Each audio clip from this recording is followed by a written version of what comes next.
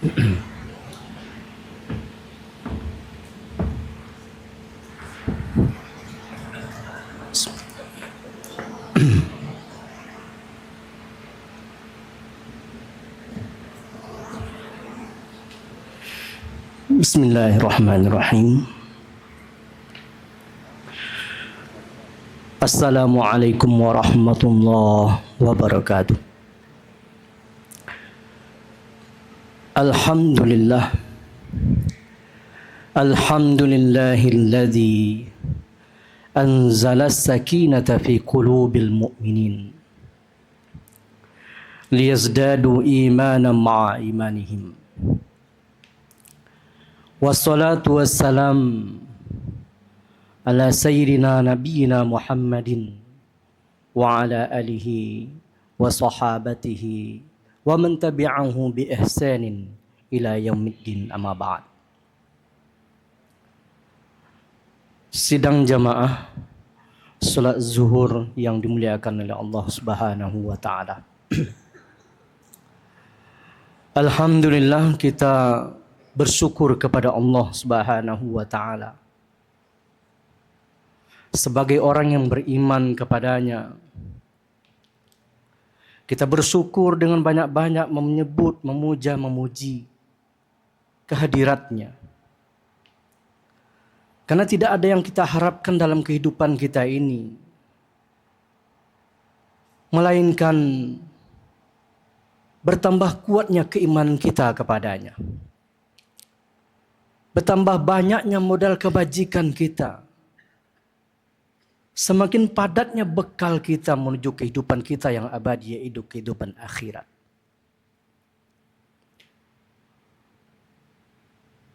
Maka kita sebagai orang yang beriman kepadanya, tidak henti-hentinya kita senantiasa membasahi lisan kita dengan menyebut, mengagungkan dan membesarkan dan memuja-muji Zatnya, dengan mengucapkan kalimat Alhamdulillah, summa Alhamdulillah. Kemudian salat dan salam tak henti-hentinya pula kita mintakan kepada Allah Subhanahu wa taala agar disampaikan kepada baginda kekasih kita, Nabi besar Nabi Muhammad sallallahu alaihi wasallam, yang tidak lain dan tidak bukan, tidak ada harapan yang tertinggi kita kepada Allah Subhanahu wa taala dengan memperbanyak selawat dan salam kepadanya. Tidak lain dan tidak bukan adalah kita ingin berharap termasuk kepada umat yang mendapatkan syafaat daripada beliau nantinya. Karena fi yaumin la dhilla illa dhilluh, di suatu hari nanti yang tidak ada naungan kecuali naungan dari Allah Subhanahu wa taala.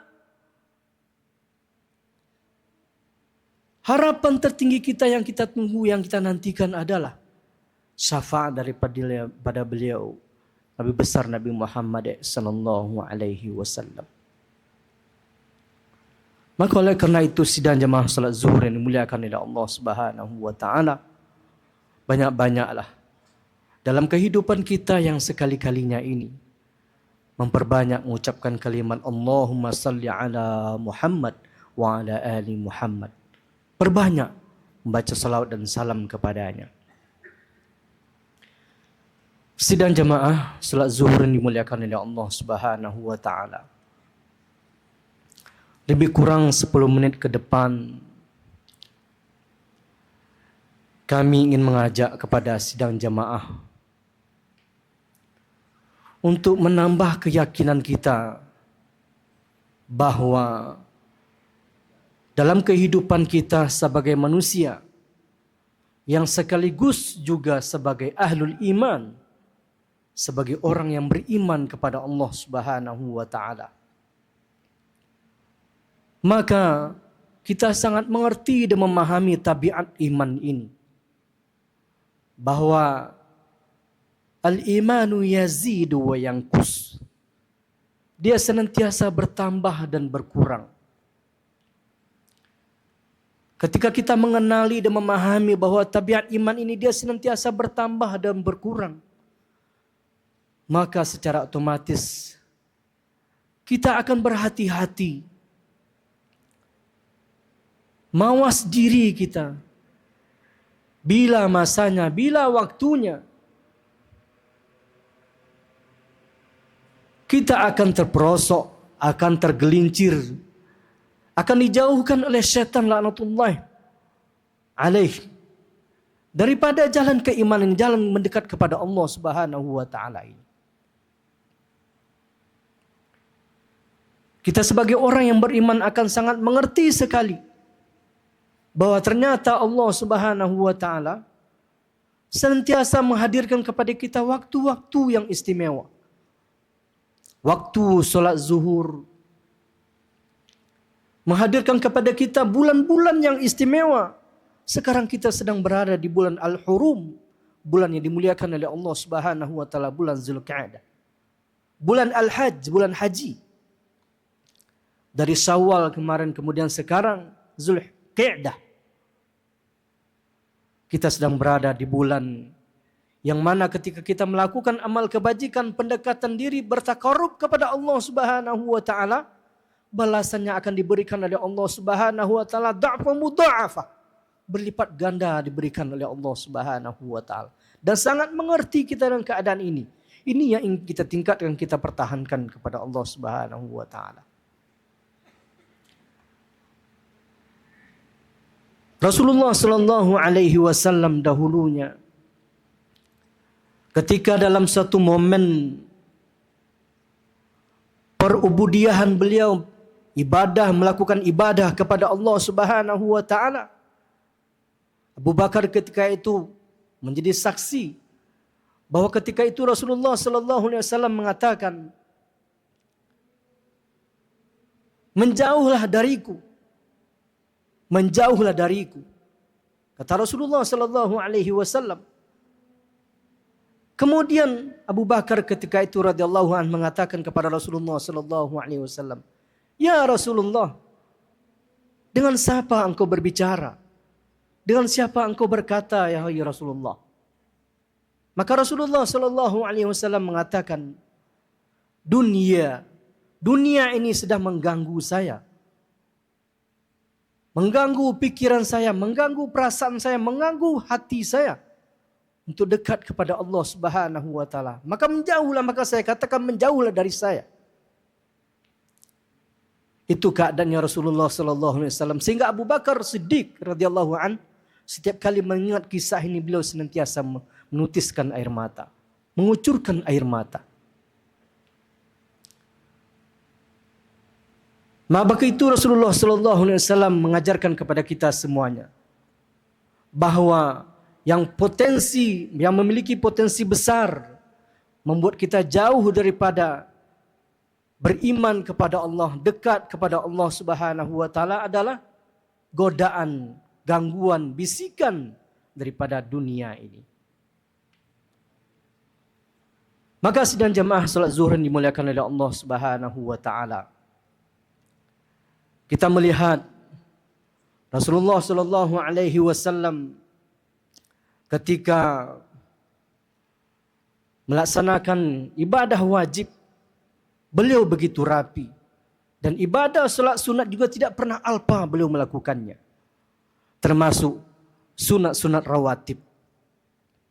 Nah, kita sidang jamaah harus mengingat bahwa bagaimana Rasulullah sallallahu alaihi wasallam sebagaimana disabdakan oleh Rasulullah sallallahu alaihi wasallam, barang siapa yang menjaga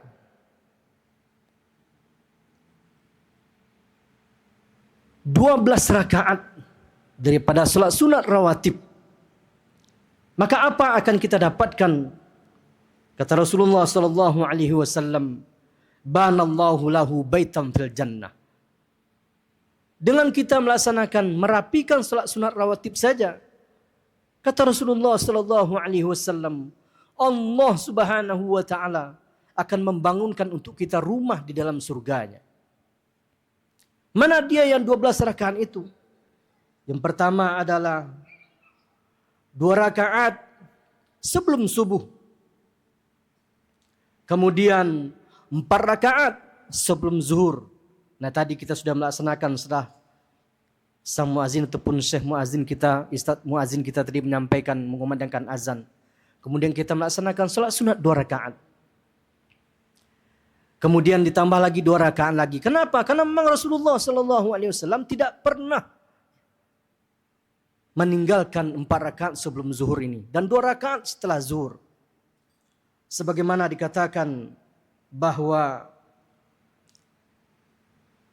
hadis dari Siti Aisyah Ummul Mukminin, apa kata Rasulullah sallallahu alaihi wasallam? Anna Nabiyya sallallahu alaihi wasallam kana la yada' arba'an qabla adh-dhuhri wa raka'atin qabla al-ghadah. Beliau tidak pernah meninggalkan 4 rakaat sebelum kita melaksanakan salat zuhur dan 2 rakaat setelah kita melaksanakan salat zuhur. Tidak pernah beliau meninggalkannya. Nah, kita tentu hendaknya juga melakukan hal yang sama sidang jamaah salat zuhur yang dimuliakan oleh Allah Subhanahu wa taala. 2 rakaat fajar sesudah azan subuh berkumandang. Kita juga melaksanakan salat sunat fajar yang mana fadilahnya adalah khairum minad dunya wa ma fiha. Kalau dibandingkan dengan segala bentuk kebaikan yang ada di atas dunia ini, tidak sebanding dengan 2 rakaat sesudah kita mendengarkan azan kumandang subuh. Kemudian begitu juga setelah kumandang azan zuhur, kita melaksanakan salat sunat rawatib 4 rakaat. Dan 2 rakaat nanti setelah salat kita melaksanakan ibadah salat zuhur. Kenapa demikian? Karena Rasulullah sallallahu alaihi wasallam beliau mengatakan innaha sa'ah. Karena ketika itu adalah waktu tuftahu, dibukakan oleh Allah Subhanahu wa taala abwaabus sama. Langit dunia dibukakan oleh Allah Subhanahu wa taala. Dan apa kata Rasulullah sallallahu alaihi wasallam? Wa uhibbu ayyas'ada li fiha amalun salih.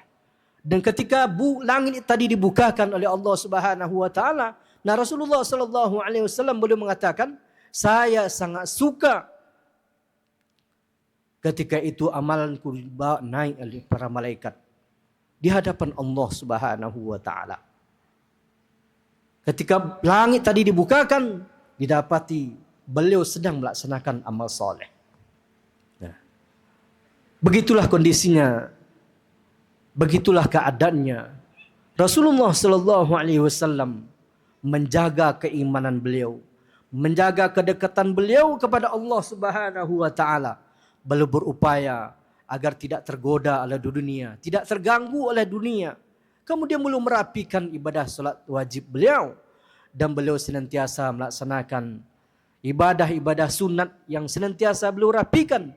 Bila sempat beliau terlewat tidak melaksanakan ibadah salat sunat, beliau berupaya untuk mengqadanya. Agar apa? Agar kualitas ibadah beliau, kualitas keimanan beliau senantiasa terjaga kepada Allah Subhanahu wa taala. Maka sidang jamaah salat zuhur dimuliakan oleh Allah Subhanahu wa taala. Ingatlah seperti apa Abu Hurairah ketika beliau akan mendekati ajal beliau menangis sejadinya ketika itu. Kenapa beliau menangis?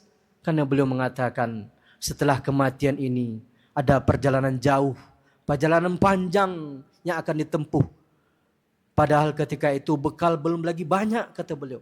Sekaliber, sekualitas Abu Hurairah saja menangis ketika beliau akan berpisah dengan kesempatan untuk memperbanyak amal soleh selama di atas dunia ini. Apatah lagi kita sedang jamaah. Kita yang memang adalah orang-orang, kita memohon kepada Allah Subhanahu wa taala. Mudah-mudahan kita termasuk kepada orang-orang yang memang dicatat oleh Allah Subhanahu wa taala yang berupaya, yang berusaha, yang berjuang, yang bermujahadah diri untuk senantiasa menjauhkan segala kesempatan yang membuat kita jauh daripada Allah Subhanahu wa taala. Ketika salat syaitan mengganggu kita, kita jauhkan, kita kembali kepada Allah Subhanahu wa taala. Berjuang kita bersungguh-sungguh untuk senantiasa segala amal soleh kita nilai kualitas keimanan kita senantiasa terjaga, senantiasa menjadi kuat hari demi hari hubungan kita dengan Allah Subhanahu wa taala. Itu saja yang bisa kami sampaikan pada kesempatan kuliah singkat pada kesempatan kali ini. Mudah-mudahan ada manfaatnya bagi kita semuanya. Mari kita jaga dan kita rapikan kualitas keimanan kita dengan memperbanyak, merapikan ibadah-ibadah wajib kita dan ibadah-ibadah sunat kita. Mudah-mudahan kita semakin dekat, semakin akrab dengan Allah Subhanahu wa taala. Aku qouli hadza astaghfirullah li wa lakum. Assalamualaikum warahmatullahi wabarakatuh.